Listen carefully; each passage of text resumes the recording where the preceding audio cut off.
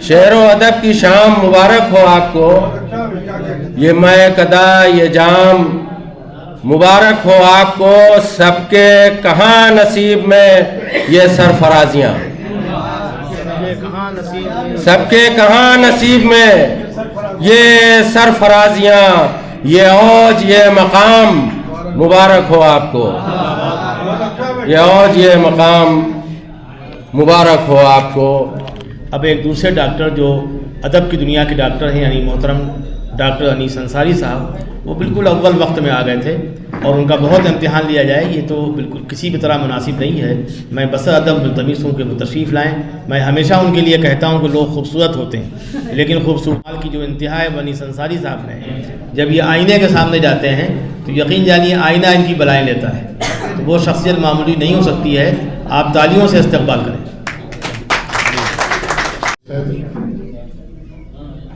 معزز شہنشین، معزز خاتون، معزز حضرات، میرے لیے یہ بےحد عزت کا مقام ہے کہ آج زبیر انصاری صاحب کے شعری کاوشوں کے اطراف میں جو جشن منعقد کیا گیا ہے اس میں مجھے شامل ہونے کا موقع دیا گیا ہے۔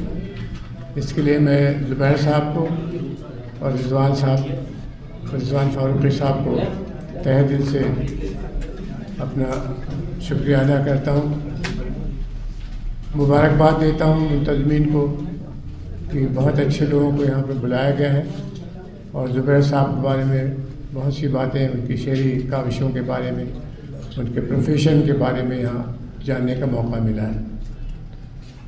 ہم میں سے بہت سے لوگ یہاں جو موجود ہیں وہ شعری کاوش میں لگے ہوئے ہیں، لکھتے رہتے ہیں، یہ بڑا کام ہے۔ اردو کو خاص طور سے یہ بڑا ایک اللہ کا کرم ملا ہوا ہے کہ اردو کے شعراء کی تعداد ابھی بھی، جبکہ اردو کی پڑھائی پر حکومتوں نے ہمیشہ ترچھی نظر ڈالی ہے، لیکن ابھی بھی اچھی شاعری کرنے والے لوگ اردو میں لکھنؤ میں بھی اور باہر بھی ابھی موجود ہیں۔ یہ اس لیے ضروری ہے کہ ہر سماج میں ناہمواریاں ہوتی ہیں، سارے سسٹم میں کچھ نہ کچھ خامیاں ہوتی ہیں، تو کوئی شخص یا کوئی قبیلہ ایسا ہونا چاہیے جو بتا سکے کہ سماج میں کہاں پر اصلاح کی ضرورت ہے، کہاں پر سسٹم میں امپرومنٹ کی ضرورت ہے۔ ایک بار کوئی بڑا سا مشاعرہ جو 15 اگست کے سلسلے میں دہلی میں ہوتا ہے، اس میں ملک زادہ منظور صاحب نے مجھے بتایا تھا، پبلک میں بھی یہ بات انہوں نے کہی تھی کہ جب وہ اسٹیج سے چڑھتے وقت کہیں پر لڑکھڑائے تو فراق گورکھپوری صاحب وہاں موجود تھے، تو انہوں نے جواہر لال نہرو کو کسی نے سہارا دیا، تو اس وقت فراق گورکھپوری صاحب نے یہ فرمایا کہ یہ کوئی نئی بات نہیں ہے، جب جب سیاست لڑکھڑاتی ہے تو ادب جو ہے وہ اس کو سنبھالا دیتا ہے۔ بڑی خوشی کی بات ہے کہ زبیر انصاری صاحب کی شعری کوششوں کا کہ یہاں پر بہت ہی سراہنا ہو رہی ہے، ان کی تعریف ہو رہی ہے۔ جو اور بھی جو ہمارے ہمارے ادب ہیں اردو کے علاوہ، ہندی، دوسری مقامی زبانیں، پنجابی، سندھی، بنگالی، ان میں بھی خوب اچھا کام ہو رہا ہے۔ ہمارے یہاں اس پر کام کرنے کی ضرورت ہے بہت، کہ جو ہمارا ادب ہے اس وقت جو لکھا جا رہا ہے اردو میں بھی اور دوسری مقامی زبانوں میں، اس کا کوئی تقابلی مطالعہ کرنے کا سلسلہ شروع ہو۔ یہ اس لیے ضروری ہے کہ صرف ایک زبان کے بارے میں جانکاری رکھنے سے سماج کے پورے حصے کی نمائندگی نہیں ہوتی ہے، اور جس طریقے کا تعلیمی سلیبس یونیورسٹی میں مہیا کرایا جاتا ہے، اس میں جس زبان کو آپ پڑھ رہے ہیں اسی کے بارے میں جانکاری حاصل کرتے ہیں، وہ کافی حد تک صحیح بھی ہے، واجبی بھی ہے۔ اگر ہندی کا طالب علم ہے تو ظاہر ہے کہ وہ ہندی کے بارے میں سیکھے گا، اردو کا ہے تو اردو کے بارے میں سیکھے گا، لیکن اس میں کمی یہ ہے کہ ہندی کے بڑے بڑے اسکالرز اور اردو کے بڑے بڑے اسکالرز اگر ان سے کبھی یہ پوچھ لیں، مثلاً اردو والوں سے پوچھ لیں کہ غالب کے جو ہم شعراء اردو کے باہر لکھ رہے تھے ब्रिज में, मिसाल के तौर पर खड़ी बोली में, भोजपुरी में या किसी और ज़ुबान में, वो कौन लोग थे? तो मुझे ऐसा लगता है कि ये बहुत कम लोगों को इसकी वाक़फ़ियत होगी। मैंने एक बार इसको आजमाया था। एक हिंदी की PhD की स्कॉलर जो एसोसिएट प्रोफेसर थे यहाँ लखनऊ में डिग्री कॉलेज में, वो हिंदी की स्कॉलर है। तो मैंने उनसे पूछा कि गालिब का नाम सुना है? उन्होंने कहा हाँ नाम सुना है। हमने कहा उनके बारे में कोई वाक़फ़ियत तो बताइए, उनको जानकारी नहीं थी। इसी तरह उर्दू वालों से अगर आप पूछ लें कि गालिब के हमस कौन लोग थे, या आज के ज़माने में हम लोग जो लिख रहे हैं, आज के ज़माने में हिंदी में क्या काम हो रहा है, बंगाली में क्या काम हो रहा है, या पंजाबी में क्या काम हो रहा है, तो इसकी जो तक़ाबली मुताला है उसमें बेहद कमी है। और इससे हमारी जो हकीकत है वो सिर्फ अधूरी हम तक पहुँचती है, क्योंकि समाज में मुख्तलिफ़ ज़बानों के बोलने वाले, मुख्तलिफ़ एहसासात के लोग और मुख्तलिफ़ तजुर्बात के लोग हैं। तो सबका सरमाया अगर एक जगह इकट्ठा हो सके, हम लोग समझ सकें कि हमारे ही वक्त में जो उस्ताद हम पर गुजर रही है उस पर अलग अलग ज़बानों के लोग कैसे लिख रहे हैं, कैसे उससे एक्सपीरियंस हासिल कर रहे हैं, मुझे लगता है कि बहुत बड़ा काम होगा। आज कल मेरे कुछ लोगों से मुलाकात हुई थी जो ख्वाजा मोइनुद्दीन चिश्ती यूनिवर्सिटी के बड़े स्कॉलर्स हैं, कोई एसोसिएट प्रोफेसर है, कोई प्रोफेसर है। उनसे मैंने ये बात कही कि आप अपने ज़ुबान के शोबे में, अदब के शोबे में ये इंटर लैंग्वेज, इंटर लिंग्विस्टिक मुकाबले की सिस्टम एक शुरू करिए।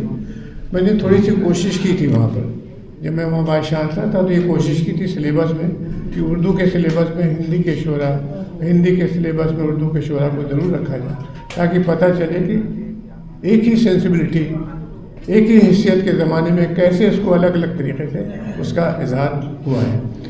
इसको बढ़ावा देने की ज़रूरत है। बड़ी खुशी की बात है कि ज़ुबैर अंसारी साहब हमारे वक्त की जो महरूमियाँ हैं या फतूहात हैं या ख़दशात हैं, उन सब के बारे में लिखते हैं। मसाइल के बारे में शेर कहना न सिर्फ एक मुश्किल भी होता है, बल्कि आम तौर से मुशायरों में कम मकबूल भी होता है। आम तौर से हम लोग उर्दू में ख़ास तौर से रूमानी शायरी के बड़े दिलदादा हैं, जहाँ पर इश्क के बारे में बातें की जाती हैं। ये बुरी बात नहीं है। ज़्यादातर शायरों के कलाम में इश्क जो है मरकज़ियत रखता है, क्योंकि वो इंसान की ज़िंदगी में एक मरकज़ियत रखता है। लेकिन किसी ने कहा ना कि और भी गम है ज़माने में, फैज़ अहमद फैज़ बहुत पहले कह गए थे, और भी गम है ज़माने में मोहब्बत के सिवा।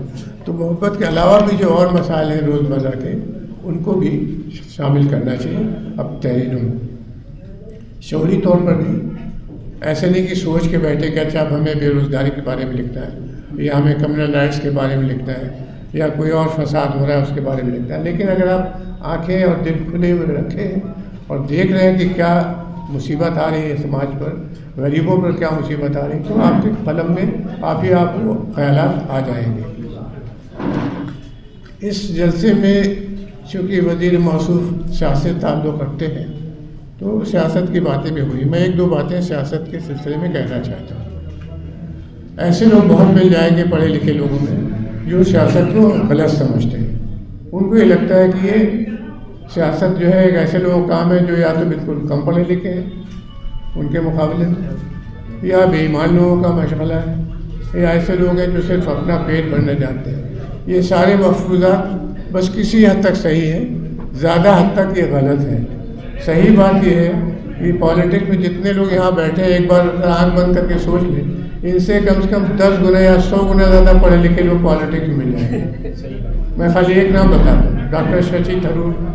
अब हम लोग सब मिल के बैठ जाएँ, अपना दिमाग लगा दें, तो भी डॉक्टर शशि थरूर के लेवल पे नहीं पहुँच सकते। उनकी किताबों की तादाद, उनके बयान करने का तरीका, उनके तजुर्बात, तो सियासत को इस वजह से मत छोड़िए या मत दूर रहिए कि उसमें पढ़े लिखे लोग नहीं हैं। बहुत लोग हैं पढ़े लिखे लोग, और इस वजह से मत छोड़िए कि वहाँ पर सिर्फ लोग पैसा कमाने के लिए जाते हैं। कुछ लोग पैसा कमाने के लिए जाते हैं, जैसे और प्रोफेशन में भी, वकीलों में, डॉक्टर्स में, टीचर्स में, सभी प्रोफेशन में कुछ लोग होते हैं जो पैसा कमाने के लिए जाते हैं। लेकिन ज़्यादातर लोग ऐसे हैं जो आवाम की खिदमत की वजह से जाते हैं। तो मेरा आपसे ये मेरी इल्तमास है आपसे, मेरा इल्तमास है आपसे कि आप में से जो लोग भी रिसोर्सफुल हैं, जो अफोर्ड कर सकते हैं, उनको पॉलिटिक्स में जाना चाहिए। یہ نہیں کہ آپ جا کے الیکشن لڑیں. پالیٹکس میں اس لیے جائیے کہ اگر آپ پارٹی میں بھی بیٹھے ہیں تو کم از کم سماج کے غریبوں کے بارے میں آپ اپنی باتیں وہاں رکھ سکتے ہیں کہ بھئی اس کمیونٹی کے لیے یہ اقدامات ضروری ہیں. اور 10 آدمی اگر کہیں گے تو وہ بات کبھی نہ کبھی سنی جاتی ہے.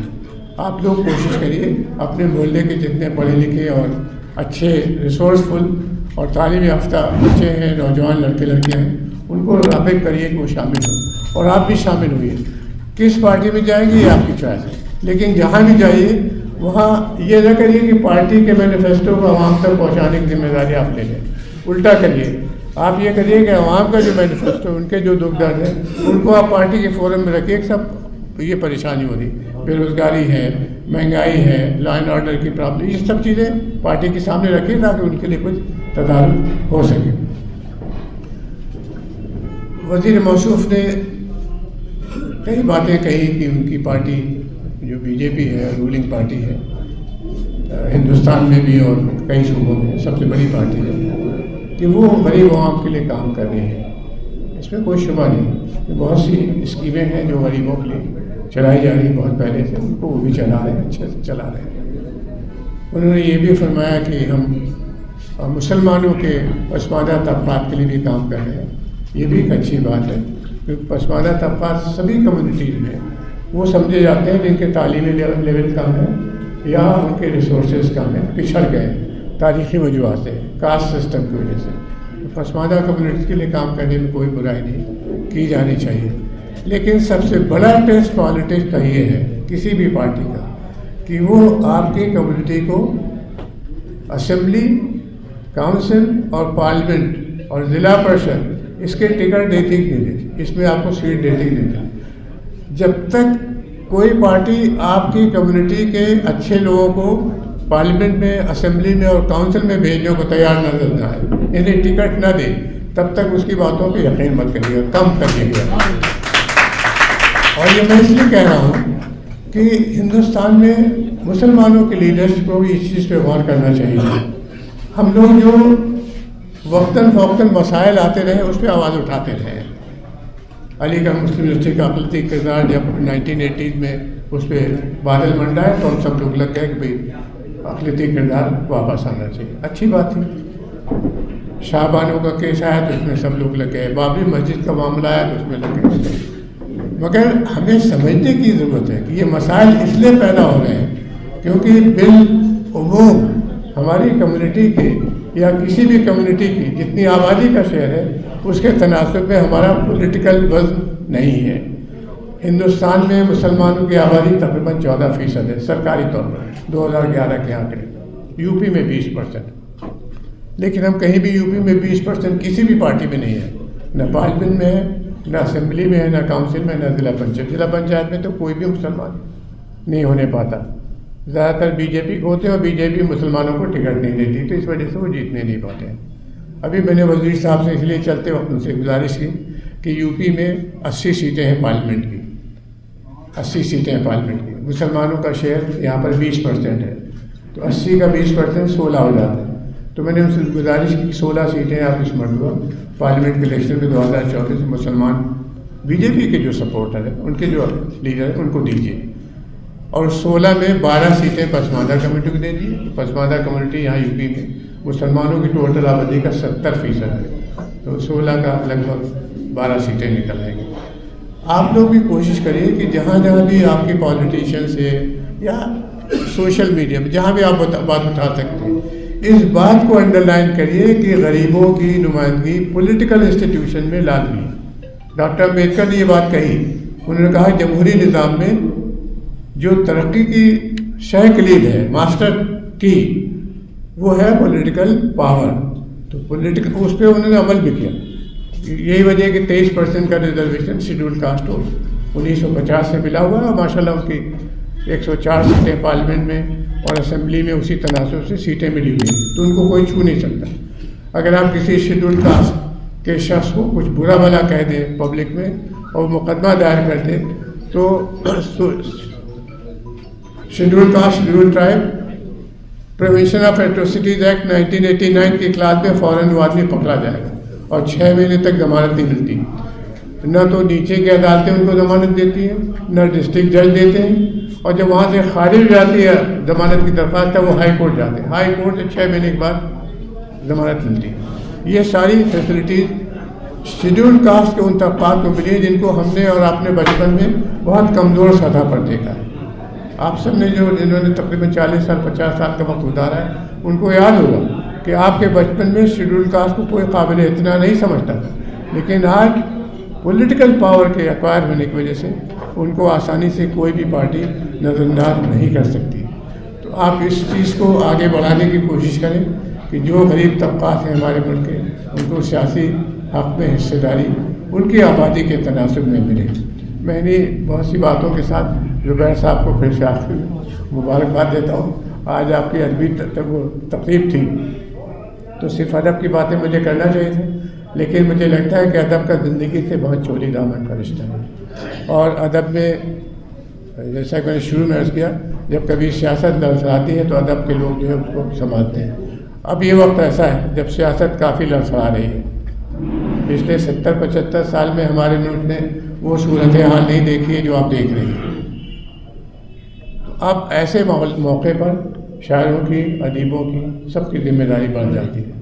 जब इंसान और इंसानों में उनके मज़हब की वजह से, उनकी ज़ात बरादरी की वजह से, उनकी भाषा की वजह से, उनके इलाके की वजह से खाई पैदा करने की कोशिश जानबूझ के की जा रही है, तो उस वक्त हमारा अदीबों का और शायरों का ये मनसब हो जाता है, ये जिम्मेदारी हो जाती है कि हम कहें सियासतदानों से कि हम लोग मोहब्बत वाले लोग हैं।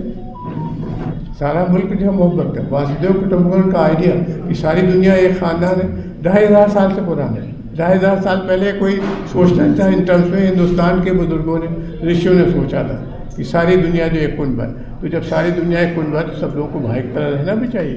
फिर हमें हिंदू, मुसलमान, छोटा बड़ा ये सब इसको हल्का करना चाहिए। इस पर कम से कम कोशिश करना चाहिए कि ये फ़र्क जो है सिर्फ घरों में रहे, बाहर ना निकले। Thank you very much for listening to me patiently. जो चीज़ आपको अच्छी लगी उसको आगे बढ़ाएंगे तो मुझे बड़ी खुशी है। Thank you. बहुत खूब मोहतरम अनीस अंसारी साहब। अदब का ज़िंदगी से चोली दामन का साथ है, बिल्कुल सच कहा। और उन्होंने एक कदम आगे बढ़ के कहा कि अब चाहिए शायरों को, अदीबों को कि अदब का सियासत से भी रिश्ता हो, मजबूत हो, ताकि हमारी रहनुमाई शोराए किराम कर सकें। काबिल मुबारकबाद मोहतरम ज़ुबैर अंसारी साहब और आज की महफ़िल को मुनक़िद करने वाले तमाम शख्सियात। मोहम्मद अली अलवी साहब तशरीफ़ ले आए, जलाल लखनवी नज़र आ रहे हैं, जनाब ताज रिज़वी साहब, नजमी लखनवी साहब और तमाम तर कद्दावर शख्सियात जो हमारी महफ़िल को हैं मकसदियत की सलाह अता करती हैं, वो आज की महफ़िल का हिस्सा हैं। मैं यके बाद दीगरे सभी का जिक्र करता रहा और जिनका जिक्र नहीं कर सका उनसे माज़रत ख़्वाह हूँ। डॉक्टर सलीम अहमद साहब को चाहिए कि उनको अपने रिसाले में जब वो सेमाही निकालें तो उसमें तफसील से इसकी रिपोर्ट दें जो कई पेज में हो, और उसमें फ़र्दन सभी का जिक्र खैर होना चाहिए। और हम तो चाहते हैं कि लखनऊ कुछ माजी कुछ हाल जो मैंने लिखी थी किताब, उसका दूसरा हिस्सा है तो वो चेहरे जो उसके बाद में नमूदार हुए हैं उन पर फिर से गुफ्तगू हो और बाकायदगी से हो। डॉक्टर बजाज साहब को पेश करता हूँ। उससे कबल मैं चाहता हूँ नसीर अहमद नसीर साहब, एक इन्होंने ये क्यों आज की महफ़िल आरास्ता की, एक कता ये पढ़ दें, उसके बाद फिर कोई सिलसिला बिल्कुल मुनक़ता है, आप ही पे इख्तिलाफ कीजिए। डॉक्टर बजाज साहब से पहले मैं तमहीद के तौर पे मैं लफ्ज़ाजी करूँ, इससे कबल कि आप अच्छी शायरी सुनाइए और डॉक्टर बजाज हुसैन साहब का इस्तकबाल कीजिए। माइक पर जनाब नसीर अहमद नसीर। सबसे पहले तो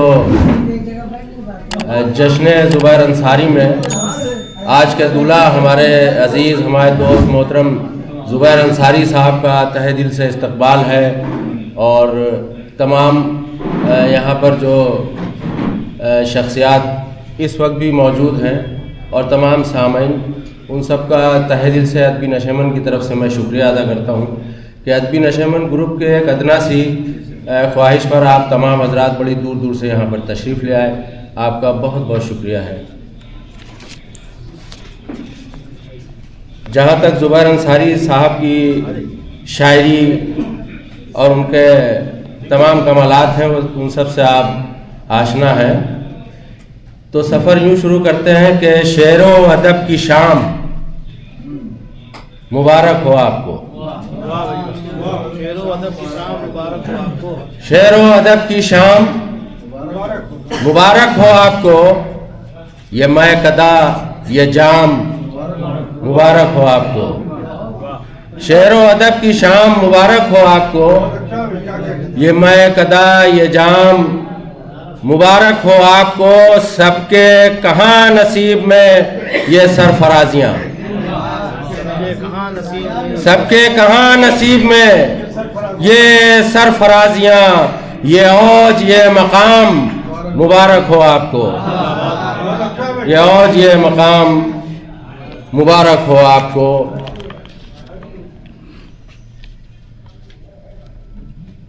अर्ज किया है कि जिसकी ज़ौक़ से है मुनव्वर कई उर्दू के चराग, जिसकी ज़ौक़ से है मुनव्वर कई उर्दू के चराग, वो ज़ियाबार सितारा है ज़ुबैर अंसारी। जिसकी ज़ौक़ से है मुनव्वर कई उर्दू के चराग, वो ज़ियाबार सितारा है ज़ुबैर अंसारी। और खिदमतें वो है कि हर समत से आती है सदा, आदमी है कि फरिश्ता है ज़ुबैर अंसारी। जिसकी ज़ौक़ से है मुनव्वर कई उर्दू के चराग, बहुत अच्छा भाई, क्या कहें नसीब भाई। वो ज़ियाबार सितारा है ज़ुबैर अंसारी। और खिदमतें वो है कि हर समत से आती है सदा, आदमी है जो फरिश्ता है ज़ुबैर अंसारी। आदमी है कि फरिश्ता है ज़ुबैर अंसारी। और आखिर में कि नेक इंसान को पलकों पर बिठाया जाए, नेक इंसान को पलकों पर बिठाया जाए, नेक इंसान को पलकों पर बिठाया जाए, यानी हकदार को हक उसका दिलाया जाए। नेक इंसान को पलकों पर बिठाया जाए, यानी हकदार को हक उसका दिलाया जाए। और दौरे हाजिर का चमकता हुआ तारा है ज़ुबैर, क्यों न फिर जश्न ज़ुबैर आज मनाया जाए। बहुत बहुत शुक्रिया।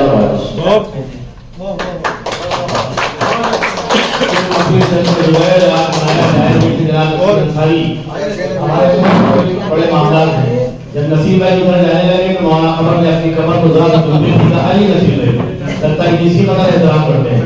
और हरकत इनकी है कि जब वो शेर पढ़ रहे थे कहने लगे हमारे पास होते तो कयामत आ जाती। इसी तरह ज़ुबैर भाई कलाम पढ़ रहे थे तो शेर तो उनका हर शेर भारी था और नवाजे गए, नवाजा जाना चाहिए। बिलखुसूस ये शेर कि किसने सोचा था कि एक दिन दौर ऐसा आएगा, किसने सोचा था कि एक दिन दौर ऐसा आएगा, बेच देंगे हम जमीर और मुहतरम हो जाएंगे। जहाँ इत्तेफाक भी बैठे तहसीन है भाई मौलाना कमर की शरारत आप मुलाजा फरमाइए। वो कह रहे थे दोनों मिसरे बराबर हैं, हालांकि इनका एक मिसरा ही बराबर होती है, वो तो धमकदार तरीके से पढ़ते हैं। तो खुदा का शुक्र है कि दोनों मिसरे बराबर हैं।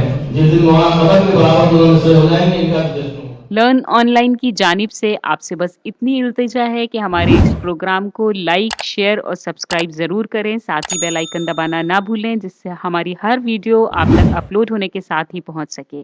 शुक्रिया।